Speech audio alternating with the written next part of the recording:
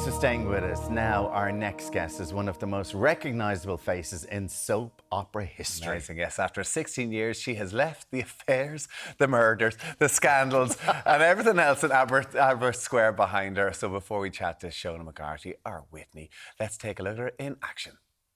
I'm not doing it, Whit. I'm not going to stand there and watch them when they come along and split us up and cart the kids off to God knows where. Can they do that? The way that cow was talking, they can do anything. Didn't think they were allowed to these days. Do you want to risk it? I don't. So what do we do? The kids know something's wrong, Bianca. And they will do soon.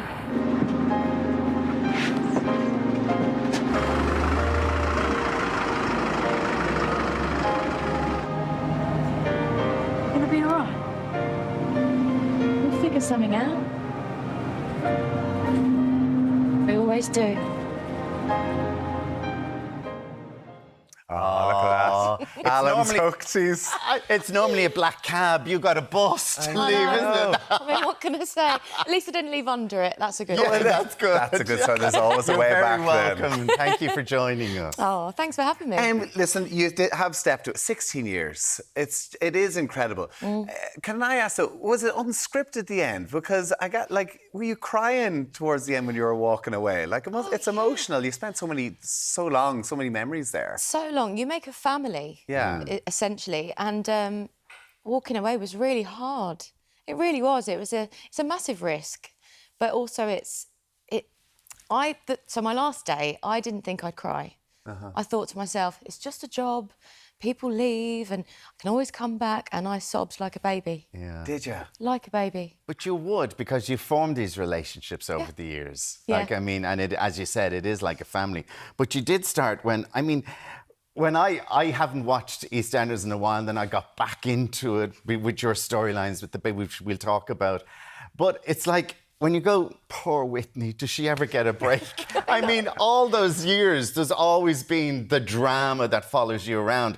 And even your big first storyline when you went in was the whole grooming storyline. That was one of your big first storylines. That was huge for a young actress who's going into a soap to take on. 15, I think, were you? Yeah. I was just turning 16, and I'd never kissed anyone on screen before. And my first on-screen kiss was with a much older man. I remember driving into work, not me, I was too young to drive. I was in the taxi, and it was all over the radio about this massive storyline and... This grooming storyline. The grooming storyline, yeah. And your parents had to be brought in to give permission and everything about this, because obviously they take something like that seriously, and they had to explain it to your parents and get permission, because this is a big thing at the time. Yeah, it was huge, but we were made to feel... I was made to feel really, really comfortable, and the actor playing Tony, Whitney's stepdad, was made to feel very comfortable as well, because it's uncomfortable for him too. But I knew the importance of the storyline, and it was an honour to be part of it, really. We had so much feedback from a lot of young people coming forward with their stories of abuse, and a lot of people actually took people to court. Yeah, so really? It was huge, yeah. It's an amazing thing about the soaps, because it probably doesn't get the plaudits it deserves in discussing so many of what are real life situations, and it triggers a lot of people. I'm sure it touches a lot of people as well. But from your point of view, Whitney, being groomed by Tony, forced into prostitution, suffering miscarriage, marriage breakdowns, and then your son being diagnosed with Edwards syndrome. You've had the research. What is the research that goes into that? Even something like Edwards syndrome, where there are probably a lot of other parents who've had to go through that, and you want to do them justice, do it right. Yeah, that storyline, it was hard, because you feel a lot of pressure to do it justice for the women and the men who've been through it. So the research, we spoke to a lot of women, a lot of men who'd, suffered miscarriages, been through the Edwards syndrome diagnosis. EastEnders are really good at doing their research, actually. Okay. A lot of hard work went into the research. Do you just read the research? Do you get to talk to anyone about it? Because I'm sure a lot of people got in touch with you after about it. Yeah, I spoke to a lot of women about miscarriages and the Edwards syndrome. And it meant a lot to them as well that EastEnders did it justice.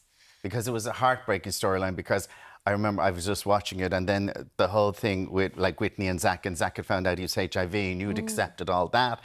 and you just got over that, and then this happens. So when you get the storylines, are you going, this is brilliant, or are you going, oh no, not again? Give me a break. Give me a break. Or are you bored when Whitney's like having a good time on the square? To be honest, I can't stand it when she's happy. All right. Yeah. So you I like a just good can't. misery storyline, do you? Yeah, I do, yeah. Like, I can just imagine Whitney going into the cafe, ordering a cup of tea and bursting into tears. I mean, that's kind of the girl that she is. Yeah. But it keeps you busy. Oh, it does. And listen, they're the fun. That's exactly. You're busy. You want to be involved in the meaty bits as well. Yeah. Do you think, though, because like when you see Saran Jones, you see like Michelle Keegan, you see so many soap actors now stepping away, is it a risk for you to make that decision? You know, you've got a steady job, steady pay, you know they're like your family. Do you tell them, right, this is the end of my contract now, I'm going to try something different? Like, what made you trigger that move? It was just time. Okay. I'd kind of toyed with the idea of leaving and picking up a different script. I mean, that's what the industry is. That's why I wanted to get into acting, is what it's all about. It's playing different characters and, you know, putting on a wig or a different accent. It's just playing characters is what I've always wanted to do. As opposed to the one character. The one character, yeah. And I think Whitney needed a break. God bless her. You know. I know, but she had, and I mean, like, look, she was unlucky in love in lots of ways, but not in real life. Because he's sitting here in studio with us. The look at him, don't worry, we won't turn the camera on you. David, have you got the guitar with you? There you go. So David Bracken... Yeah, go on. The boyfriend is the new here. Or fiancé. The fiancé. Congratulations, by the way. Congratulations. You've got engaged. Yeah. Tell us how you met. So we actually met on TikTok. Right. Yes. I know. Wow. The new Tinder. Yeah.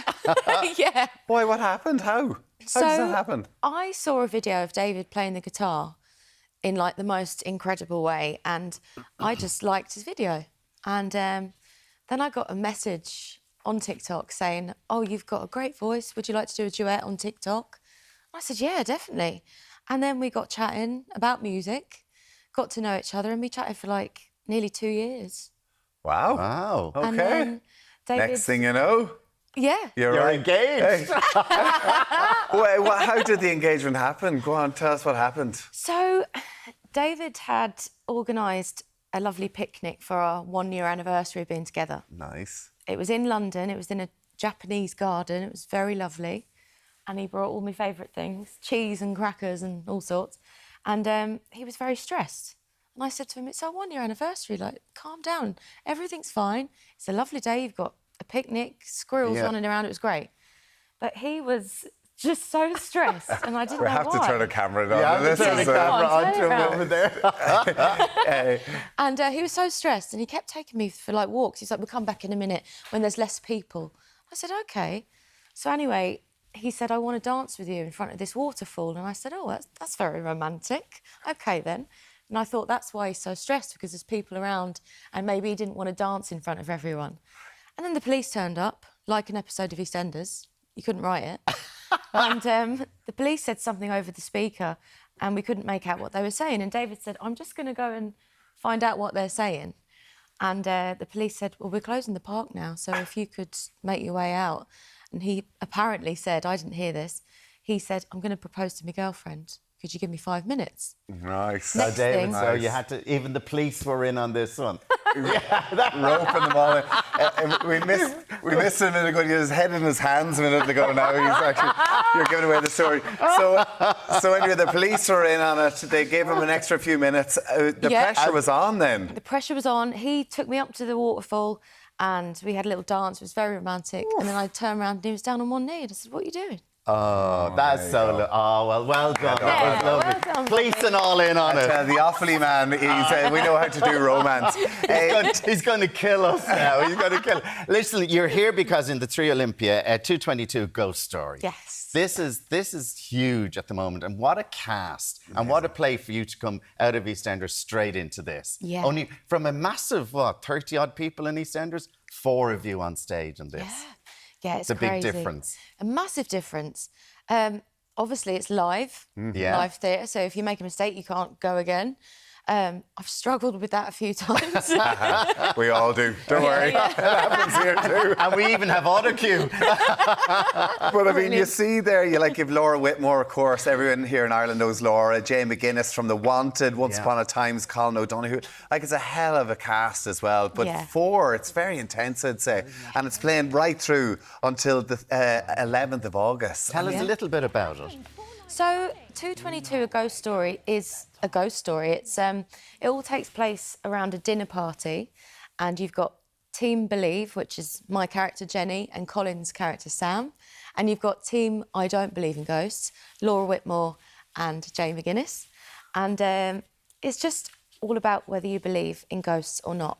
And my character has been hearing footsteps and crying through the baby monitor at the same time every night. This is at 222. Yes. Oh. Yeah. And do you actually believe? I do. Oh, do you? I do, Perfect yeah. person Really? there, exactly. Do you believe in ghosts and all that? Yeah. How are you finding it? I love it. Yeah. I love it. There's nothing better than live theatre. Oh, yeah. Well, you're talking to Sammy Sausages here. You know, only too well. Maybe a different type of theatre. You've ever done theatre? Yes. Like proper theatre? Why is Pancha not proper? I don't know. Listen, Oh, it's proper well, theatre. yeah, she's played Belle. She Thank knows you. all about that. Shona, thank you so much for dropping in. It's lovely to see you. And Yeah, it's on the 222. Olympia. 3 Olympia Theatre from the up until the 11th of August. And people want to get it, go to the 3 Olympia website online. It's absolutely getting rave reviews as well. Yeah, so it really is. congratulations, Congratulations to the on 4 that. of you. And Amazing. congratulations to both of you. There you There go. he is. He's giving us away. Wedding ring. Look at the sparkle on it.